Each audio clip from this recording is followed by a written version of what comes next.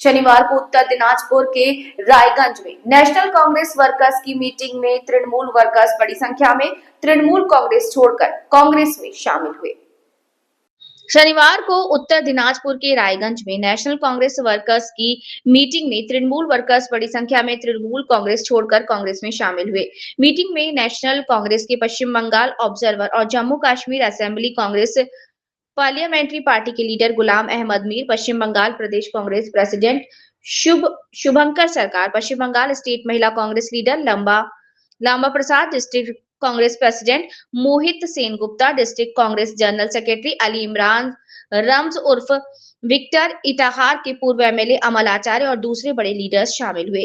Leaders ने कहा कि ये रैली आने वाले असेंबली इलेक्शन से पहले कांग्रेस वर्कर्स का हौसला बढ़ाने और आने वाले इलेक्शन वॉर की तैयारी में कांग्रेस कैंप को मजबूत करने की एक कोशिश है। उत्तर दिनाजपुर जिले से हिमांशु दास की रिपोर्ट।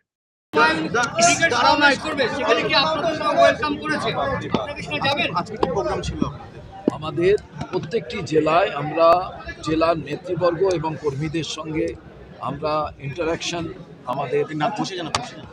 আমাদের ইন্টারঅ্যাকশন ছিল। আমাদের এটা সম্মেলন টাইপের কর্মী সম্মেলন। এটা দার্জিলিং থেকে শুরু হয়েছে। দার্জিলিং, কালিম্পং, কোচবিহার, আলিপুরদুয়ার, জলপাইগুড়ি, শিলিগুড়ি, দক্ষিণ দিনাজপুর, আজকে উত্তর দিনাজপুর করে আমরা এখন মালদা যাব। মূলত সম্মেলনের মধ্যে দিয়ে আপনারা কি করতে চাইছেন? আমরা যে সামগ্রিকভাবে বাংলার যে অরাজকতা চলছে, দেশের যে অরাজকতা চলছে, কর্মীরা কোনো জায়গায় বলছে, কোনো জায়গায় আমরা তাদের কাছে শুনতে চাইছি, বলছি।